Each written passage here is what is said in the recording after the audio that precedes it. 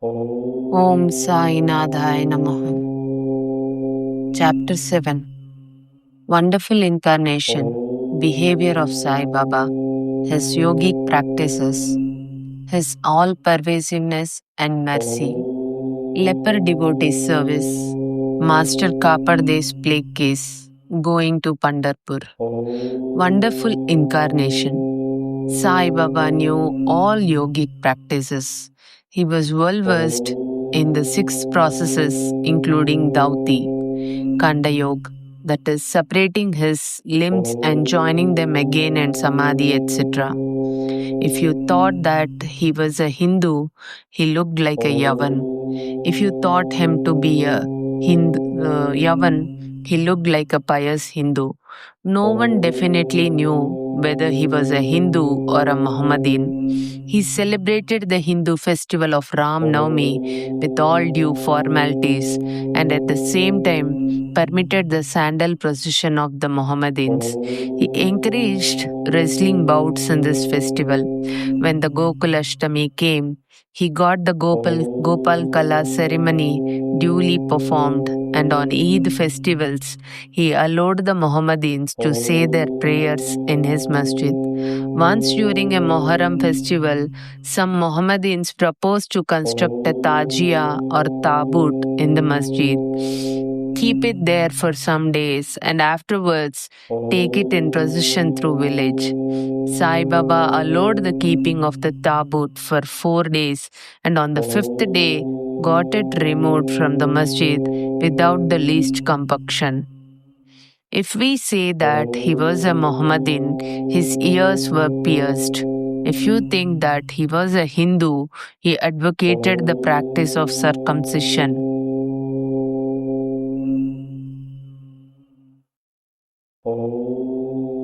If you call him Hindu, he always lived in the masjid. If Mohammedan, he had always duni sacred fire there, and the following things which are contrary to Mohammedan religion, that is, grinding of the hand mill, blowing of the conch and bells, oblation in the fire, bhajan, giving of food and worship of food, Baba's feet by means of argya were allowed there. If you think that he was a Mohammedan, the best of Brahmins and Agnihotris, leaving aside their orthodox ways, fell prostrate at his feet. Those who went to make inquiries about his caste were dumbfounded and were captured by his darshan. So, none could definitely decide whether Sai Baba was a Hindu or a Mohammedan. There is no wonder, for he who completely surrenders himself to the Lord by getting rid of egoism and body consciousness thus becomes one with him and has nothing to do with any questions of caste or nationality. Baba saw no difference between any two castes and even between beings. He took meat and fish from with fakirs but did not grumble when dogs touched the dishes with their mouths. Such a unique and wonderful incarnation was Sai Baba. On account of the merits in my past birth, I had the good fortune to sit at his feet and enjoy his blessed company. The joy and delight I derived therefrom was incomparable. In fact, Sai Baba was pure Anand and consciousness. I cannot sufficiently describe him, his greatness and uniqueness. He who took delight at his feet was established in his own self. Many sannyasis, sadhaks, and all sorts of men aspiring for salvation came to Sai Baba. He always walked, talked, and laughed with them, and he always uttered, Allah Malik, God is the sole owner. He never liked discussion or disputation. He was always calm and controlled, though irritable at times, always preached Vedanta, and nobody knew till the last who was Baba. Princes and poor people were treated alike by him. He knew the inmost secrets of all, and when he gave expression to them, all were surprised. He was the repository of all knowledge. Still, he feared ignorance. He also disliked honor. Such were the characteristics of Sai Baba. Though he had a human body, his deeds testified to his godhood. All people considered him as the god in Shirdi. Behavior of Sai Baba. Ignorant that I am, I cannot describe Baba's miracles. He got almost all the temples in Shirdi repaired. Through Tatya Patil, the temples of Shani, Ganapat, Shankar Parvati, village deity, and Maruti were put in order. His charity was also remarkable. The money he used to collect as dakshina was freely distributed, rupees 20 to some, rupees 15 and 50 to others every day. The recipients thought that this was pure charity money, and Baba wished that it should be usefully employed. People benefited immensely by having Baba's darshan. Some became hale and hearty. Wicked people were turned into good ones. Leprosy was cured in some cases. Many got their desires fulfilled without any medicine being put in the eyes. Some blind men got their sight back, and some lame ones got their limbs. Nobody could see the end of his extraordinary greatness. His fame spread far and wide, and pilgrims from all sides flocked to Shirdi. Baba had his asan near the Duni and always rested there. He sat there in meditation, sometimes without a bath.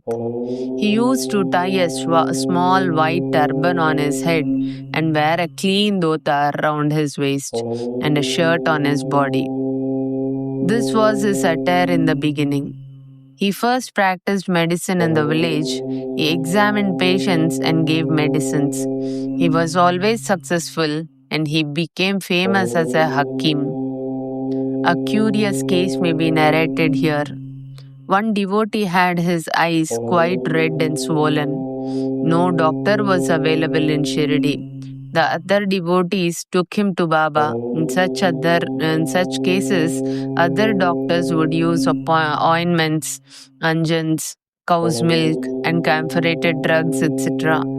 Baba's remedy was quite unique. He pounded some biba and made 2 balls of them and thrust them in each eye of the patient and wrapped a cloth or bandage around them. Next day, the bandage was removed and water was poured over them. The inflammation subsided, and the pupils became white and clear. Though the eyes are very delicate, Biba caused no hurt but removed the disease of the eyes. Many such cases were cured. This is only one instance in this regard. Baba's yogic practices. Baba knew all the processes and practices of yoga. 2 of them will be described here. Dauti Kriya or cleansing process. Every third day, Baba went to the well near banyan tree at a considerable distance from the masjid, washed his mouth and had a bath. On one occasion, he was seen throwing up his intestines, cleaned them inside outside, and placed them on a jam tree for drying. There are people in Shirdi who have actually seen this and who have testified to this fact. Ordinary dauti is done by a moistened piece of linen, 3 inches broad, 22 and a half feet long. The piece is gulped down the throat and allowed to remain in the stomach for about half an hour for being reacted there and then taken out. But Baba's dauti was quite unique and extraordinary. Khanda Yoga. In this practice, Baba extracted the limbs from his body and left them separately at different places in the masjid. Once a gentleman went to masjid and saw the limbs of Baba lying in separate places. He was terrified. He first thought of running to the village officers and informing them of Baba being hacked to pieces and murdered. He thought that perhaps he would be held responsible as he was the first informant and knew something about the affair. So he kept silent. But next day, when he went to the masjid, he was very much surprised to see Baba hale and hearty as before. He thought that what he had seen the previous day was only a dream. Baba practiced yoga since his infancy, and nobody knew or guessed the proficiency he had attained in it.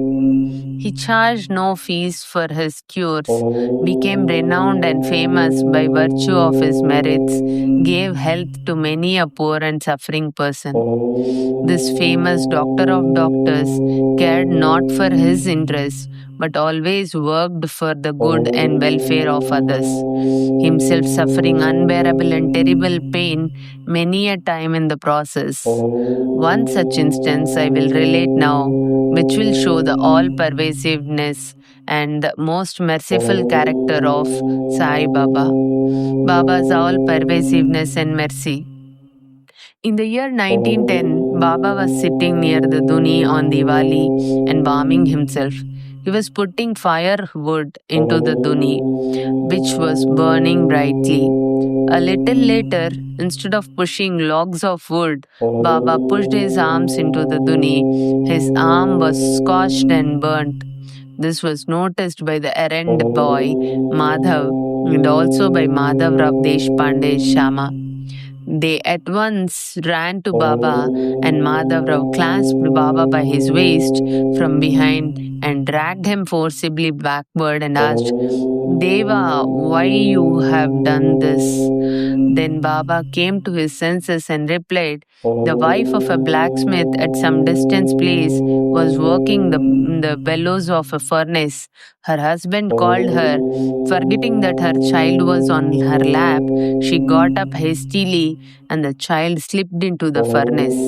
I immediately thrust my hand into the furnace and saved the child. I do not mind my arm being burnt, but I am glad that the life of the child is saved.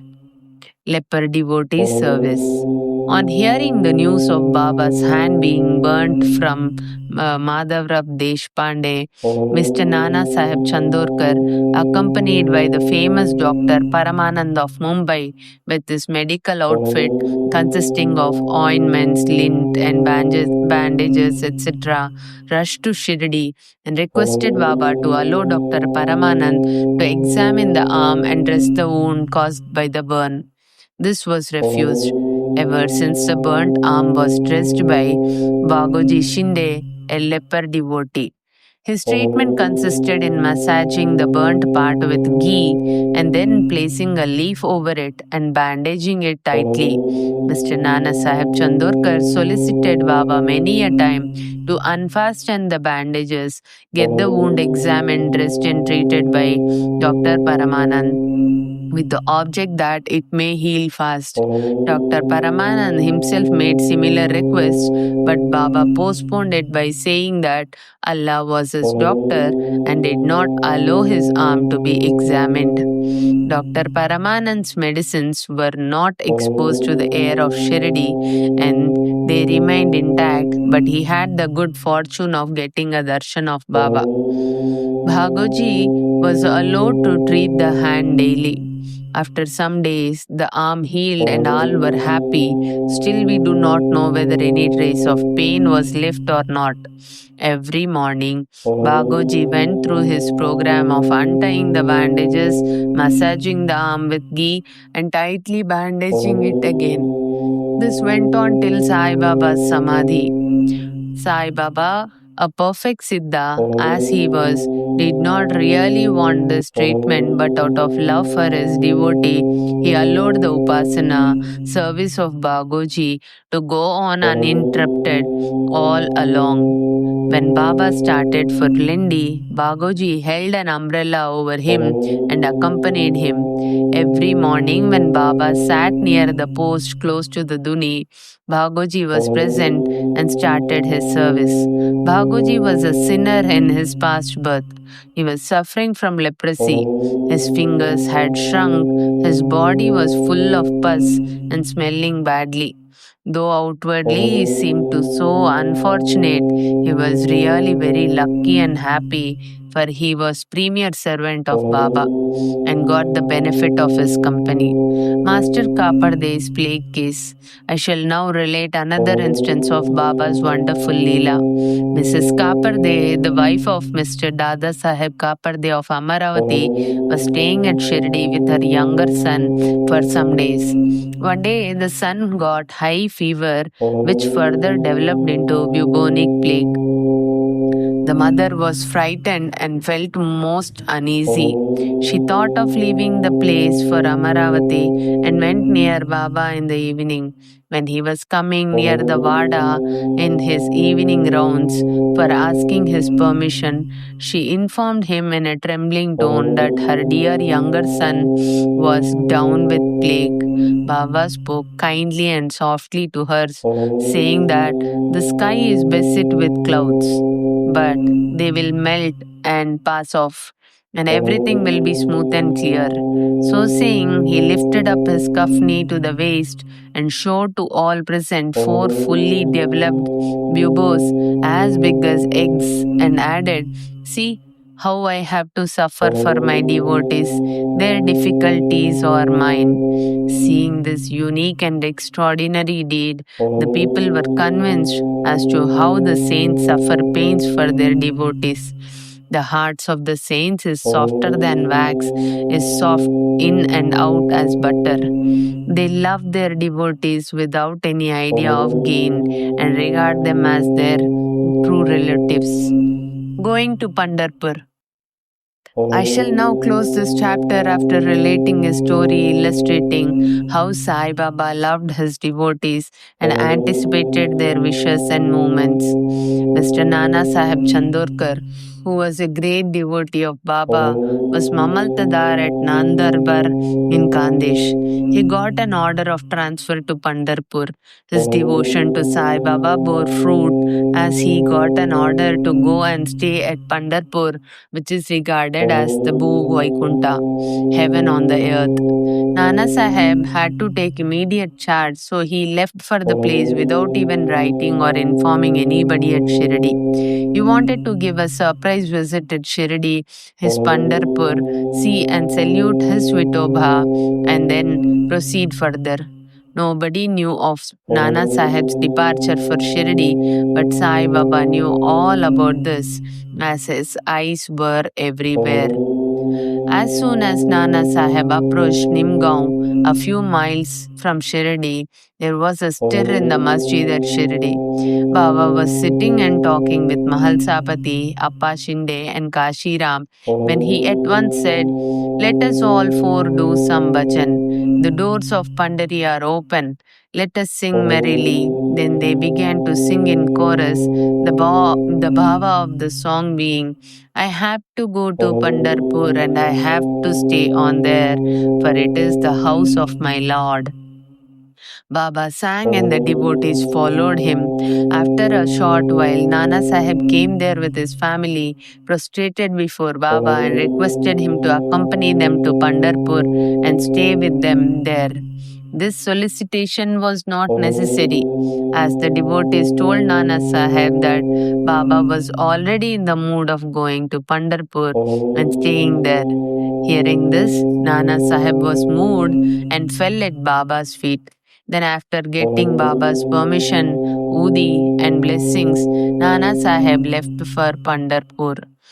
There is no end to Baba's stories, but let me now stop here, reserving for the next chapter other topics such as importance of human life, Baba's living on the arms, Baijabai service, and other stories.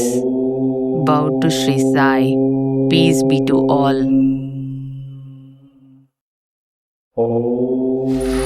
Free audio post production by alphonic.com.